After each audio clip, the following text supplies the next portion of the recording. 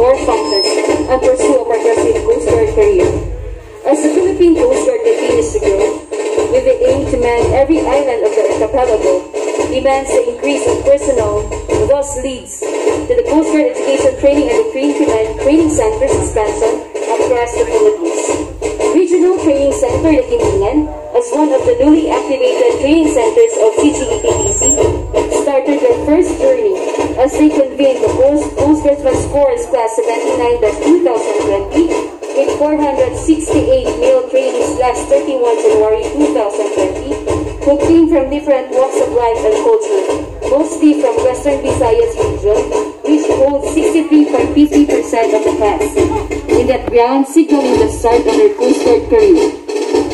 During those periods, they were not as firm, snappy, and disciplined, others imperfections and cultural differences that made them strong and willed to finish this training.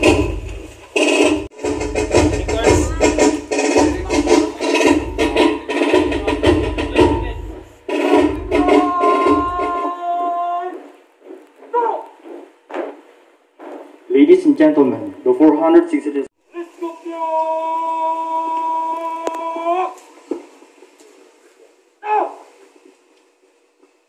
and these graduates, they have glowing achievements.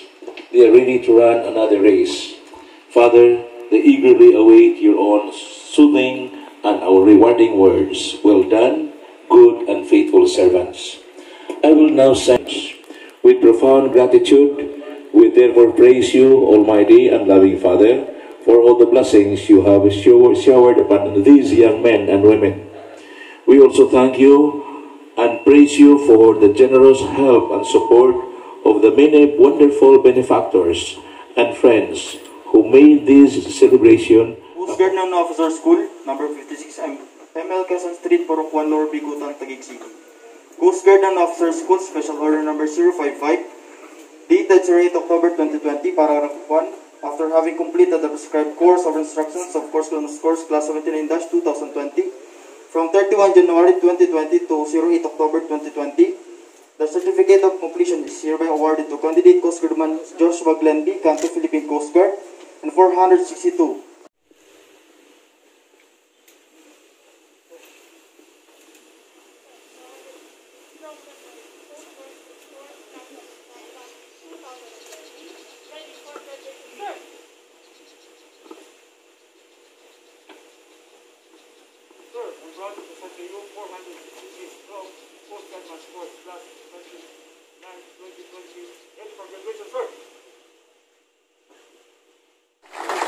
Now we are so thankful also that through this Coast Guard, This is hereby awarded to candidate Coast Guardman Joshua Glenn B. Canto, Philippine Coast Guard, for graduating with the highest average grade of 95.70% in academic subjects.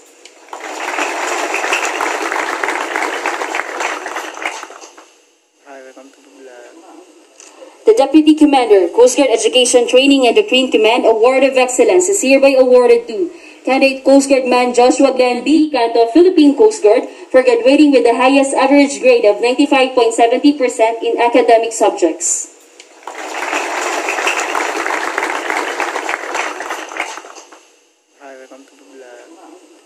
The Deputy Commander, Coast Guard Education Training and Recreation Command Award of Excellence is hereby awarded to candidate Coast The honors. Certificate of completion is hereby awarded to candidate Coast Guardman Walter C. Jaime Jr., Philippine Coast Guard.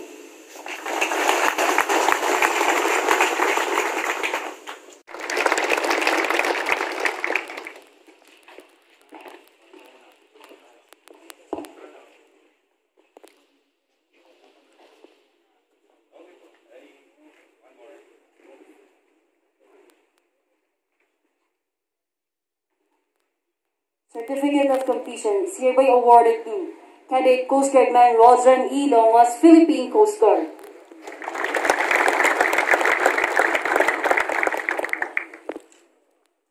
The Deputy Commander for Administration, Philippine Coast Guard, Certificate of Recognition is hereby awarded to Cadet Coast Guardman Roljan E. Longos, Philippine Coast Guard, for graduating with the third highest overall grade, both academic and non-academic subjects, by obtaining an average grade of 94.14%. The Commander, Maritime Security Command, Award of Excellence is hereby awarded to Cadet Coast Guardman Roljan E. Longos, Philippine Coast Guard, for graduating with the highest average grade of 96.15% in Basic Maritime Security course.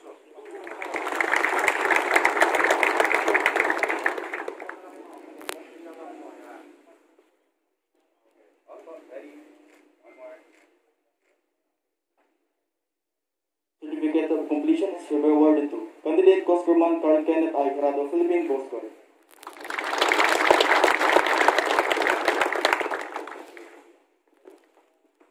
Certificate of completion is hereby awarded to Candidate Coast Guardman J. Mondi de la Peña, Philippine Coast Guard.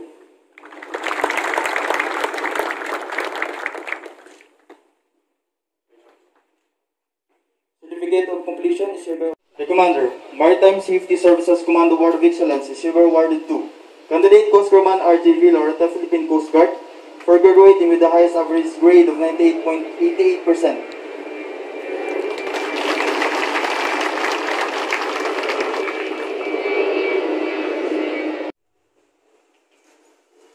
The Deputy Commander, Coast Guard Education Training and the Train Command Award of Excellence is hereby awarded to Cadet Coast Guardman Jas P. Montoyo, Philippine Coast Guard, for graduating with the highest average grade of 93.50% in Physical Development Training Program Module. Coast Guardman Joshua Glyn B. Canto, Philippine Coast Guard, and 462 others terminated for the purpose of accepting enlistment in the regular service Philippine Coast Guard, Department of Transportation, effective 08 October 2020. Pursuant to paragraph 07, Apprentice Seaman Joshua Glenn B. Canto, Philippine Coast Guard, and 462 others enlisted in the regular service Philippine Coast Guard, Department of Transportation, for a period of 3 years, effective 08 October 2020 to 07 October 2023, inclusive with the rank Philippine Coast Guard serial number as apprentice seaman, unless service sooner terminated or extended by proper authority. They are automatically discharged from the service effective 08 October 2023, pursuant to Circular Number 05, Headquarters Philippine Coast Guard. Certificate of Enlistment. I, state your name.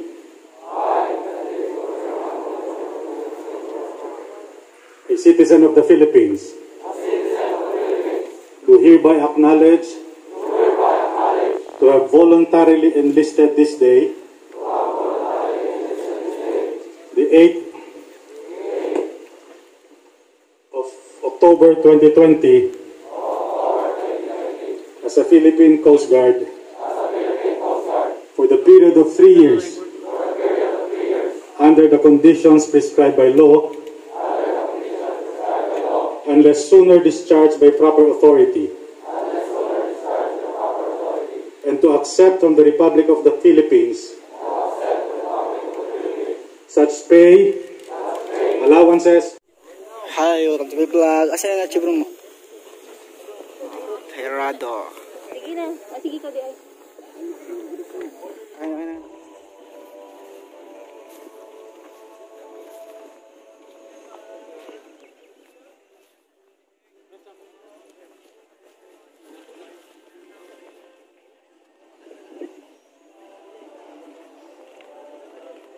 Here David has reminded us as public servants. According to her, there are 3 things which we ought to remember, which is Filipinos, to test for COVID-19. These are not our usual tasks. And yet, we have to continue. Guard, your intention then was just to have a means of living, a livelihood, or a work.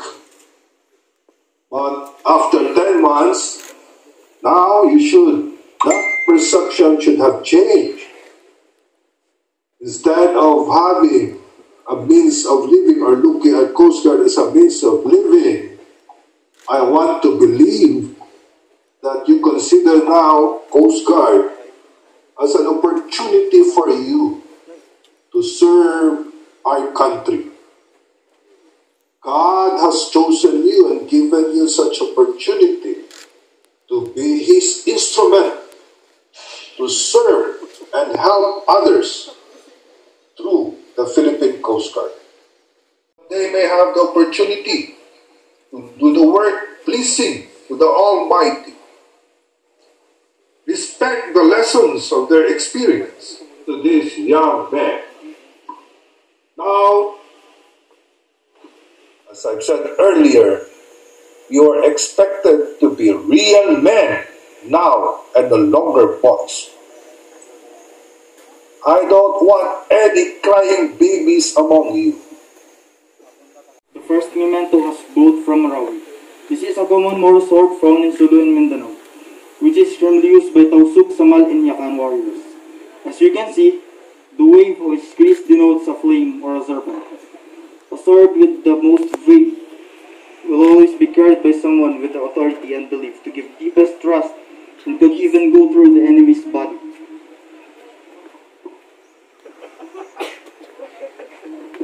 Meron ako malaki niyang king.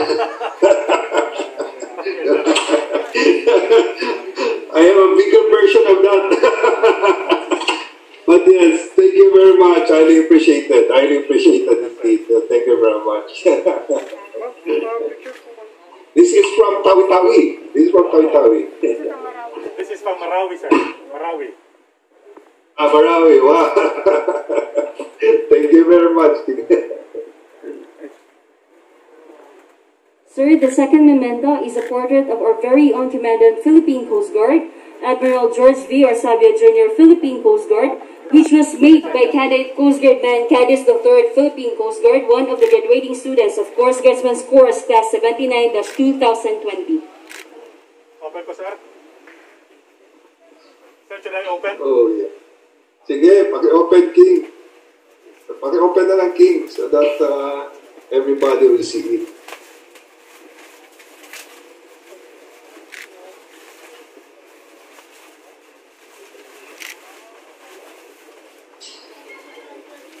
Wow.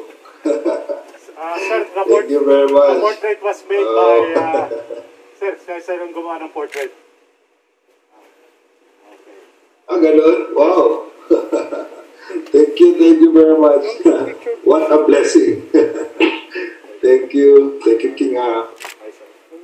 Okay.